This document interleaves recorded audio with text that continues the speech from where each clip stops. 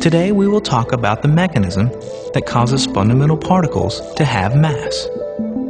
If the electron had a different mass, then the orbitals inside atoms would be a different size, and the world would be a very different place. Let's begin by talking about the thing that physicists call a field.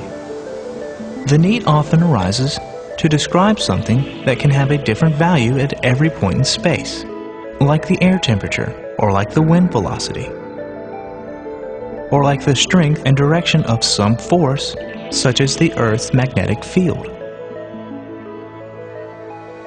There are only 4 forces that we know of, and they are all described by fields that give their strength and direction at every point in space. But take note that a force field is something real. It is not just a number for every point in space. It has a physical reality. As John Archibald Wheeler said, it occupies space. It contains energy. Its presence eliminates the true vacuum.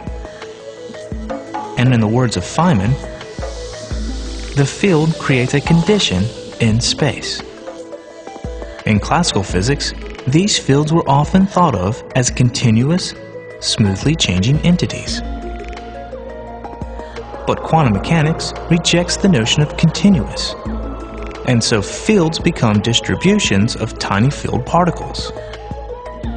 And the strength of the field at any given point was nothing but the density or the quantity of field particles at that point. These particles are called virtual particles because they violate the conservation of energy rule for extremely short times in order to exist. They exist because of energy fluctuations allowed by Heisenberg's uncertainty principle, but they must disappear quickly because of the same principle. In force fields, like electric or magnetic fields, these field particles are called gauge bosons. They are the physical reality that occupies space as described by Wheeler. And while gauge bosons exist as virtual particles when generated in violation of conservation laws, they can exist as real particles too, if they are given enough energy to satisfy the conservation accounting. Most fields in science are generated by some source. An electric field is generated by an electric charge. Take away the source, and the value of the field goes to 0. And Feynman's condition in space disappears. But the Higgs field is different in this respect. It still has a value, a physical reality, at every point in space, even without a source to generate it. So there really is no empty space anywhere. The entire cosmos is saturated with Higgs field all the time, everywhere. And because of quantum mechanics, this means there has to be a field particle. Enter the Higgs boson.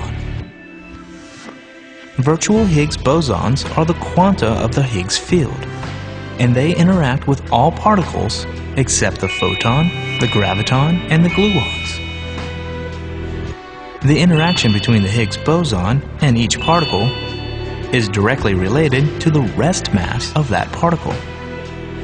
Since the top quark has the highest rest mass, it also has the strongest interaction with the Higgs.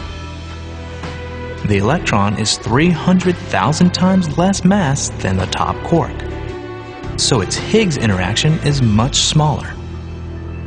And the almost massless neutrino has only a tiny interaction.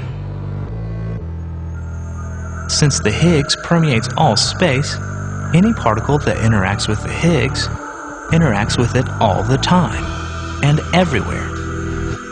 The Higgs particle acts like sticky bits that put a drag on other particles, and it is this drag that we detect as rest mass.